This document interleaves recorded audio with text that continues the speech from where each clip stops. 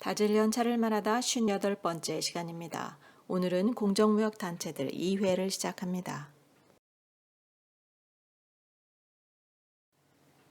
공정무역 운동은 사실 풀뿌리 운동처럼 알려지지 않은 채 성심을 다하는 사람과 단체도 많이 있습니다만 적극적으로 조사한다고 해도 그 내용과 조직을 모두 파악하는 데는 한계가 있습니다. 결국 소비자들은 언론에 자주 등장하거나 규모가 큰 업체를 쉽게 기억하게 되는 것이죠. 그래서 규모도 있고 영향력도 크다고 인정되는 몇 개 기구에 대해서 소개해 보겠습니다. 먼저 월드 페어 트레이드 오가니제이션이 있는데요. 이 단체는 1989년에 조직되었는데 훨씬 전부터 유럽의 각 나라에서 비슷한 목적으로 활동하던 단체들이 모여서 연합 조직을 구성한 것입니다. 때문에 일부 유럽 국가들의 연합체로 운영되었던 유러피언 페어 트레이드 어소시에이션이라거나 유럽 국가에서 제3국 상품을 유통하는 유통점들의 모임이었던 네트워크 오브 유러피언 월드샵스와 같은 단체들이 WFTO로 흡수되었습니다.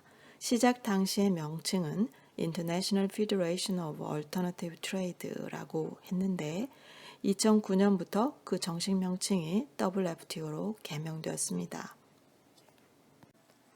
현재는 70여 개 국가 370여 개 단체가 가입되어 있고 각 대륙마다 별도의 운영위원회가 조직되어 있습니다. WFTO는 준수해야 할 10가지 원칙을 정하고 있는데 가입을 원하는 단체는 운영 중인 모든 사업 영역을 통해서 그 원칙을 100% 준수해야만 합니다. 이 기준을 통과한 업체나 단체는 WFTO 회원임을 증명하는 WFTO의 로고를 자기 단체의 정체성을 설명하는 상징으로 사용할 수 있습니다. 2013년까지는 저 로고의 사용이 조직을 위한 로고로만 사용이 되었습니다. 개별 상품에 표시하는 라벨은 아니었던 것이죠. 하지만 2013년 WFTO는 공정무역 운동을 더욱 효과적으로 확산하려면 상품 라벨도 필요하다는 결론을 내리고 이것을 위해서 새로운 인증 시스템을 승인했습니다.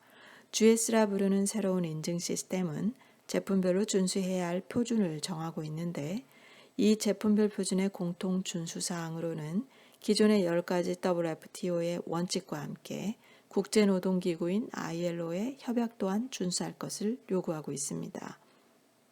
어쨌거나 이제는 WFTO 로고가 회원 조직의 상징도 되고 그 회원들이 생산한 제품의 라벨로도 사용되고 있습니다. WFTO 회원이 준수해야 할 10가지 원칙입니다. 경제적 약자인 생산자들에게 기회를 제공해야 합니다. 단체를 투명하고 책임감 있게 운영해야 합니다. 공정한 무역을 실천하고 공정한 가격을 지불해야 합니다. 강제노동이나 아동노동은 금지합니다. 노동자를 차별하지 않고 남녀 평등을 보장하고 노동자들의 교섭의 자유를 보장해야 합니다. 일하기 적합한 환경을 제공해야 하고 노동자가 업무 능력을 향상시킬 수 있는 기회를 제공해야 합니다. 공정한 무역을 활성화하고 환경 유지를 위해 배려해야 합니다. 중요한 가치는 다 언급되어 있고 윤리적 소비에서 언급했던 서스테이너빌리티의 개념도 대부분 포함되어 있습니다. 이런 원칙을 100% 준수하는 업체라면 충분히 양심적인 업체일 수밖에 없겠습니다.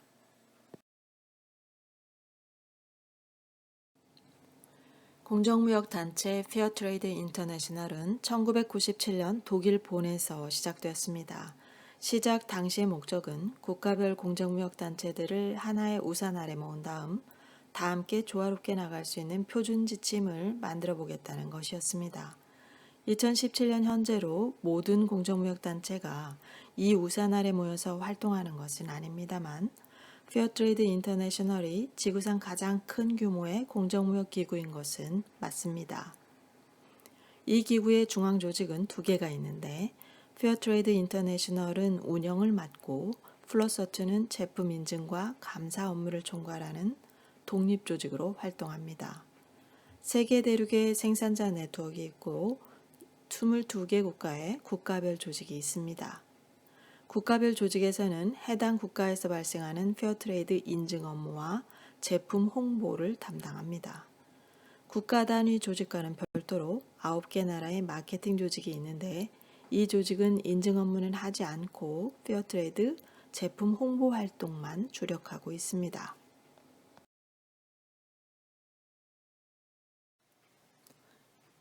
페어트레이드는 취급하는 제품군별로 관리 표준을 따로 마련해서 운영하고 있습니다. 그 내용이 제품에 따라 차이가 크기 때문에 한꺼번에 언급하기는 어렵습니다. 대신에 활동의 중심 목표로 설정해서 강조하고 있는 5가지 사항을 옮겨보았습니다. 생산에 소요된 평균 비용을 생산자에게 거래대금으로 지불하겠다. 이것은 다른 공정무역단체의 지향점과도 같습니다. 하지만 그 평균 비용에 해당하는 가격을 최저가격으로 지정해서 그 이하로는 지불하지 못하도록 정하고 있다고 하는 점이 특징으로 보입니다. 두 번째는 프리미엄 제공인데요. 이건 역시 이 단체의 특징이 됩니다. 첫 번째 언급한 최저가격 이외에 프리미엄이란 이름의 추가 비용을 생산자에게 제공합니다. 이 프리미엄은 생산자의 복지 개선, 위생 개선, 기술 교육 또는 환경 개선 같은 생산자의 사회적, 경제적, 환경적 여건 개선을 위한 지출로만 사용됩니다. 또 이 비용을 어디에 어떤 목적으로 사용할지는 생산자들 간의 민주적 협의를 통해서 결정해야 합니다. 나머지 사항으로는 생산자가 당장 경제적 난관에 처해 있을 때 융자금을 선지원한다거나 생산자와 구매자 간 일시적 거래보다는 장기적 파트너십을 유지함으로써 생산기술과 품질 향상을 위해 함께 노력한다라고 하는 내용이 있습니다. 마지막으로 제품을 생산하고 거래하고 소비하는 전 과정에 있어서 사회적 경제적으로는 공정한 거래관계를 유지하고 환경보호의 의무를 다할 수 있도록 명확한 기준을 정해서 유지해야 합니다. 결국 1번의 최저가격과 2번의 프리미엄이 페어트레이드가 가지는 독특한 운영제도이고 3번, 4번, 5번은 공정무역 단체들이 추구하는 보편적 지원 활동에 해당한다고 보입니다. 다만 환경보호에 관해서는 농약을 적게 사용한다거나 폐기물을 관리하고 수질을 유지하고 GMO를 배제하는 등 여러 가지 노력을 하겠다는 의미로 해석할 수는 있지만 유기농 재배를 의무 조항으로 하지는 않는다는 점은 기억할 필요가 있겠습니다. 이번 시간은 여기까지 하겠습니다. 함께 해주신 여러분 감사하고요. 다음 시간도 기대해 주시기 바랍니다. 다질려는 차를 마시는 여러분을 응원합니다.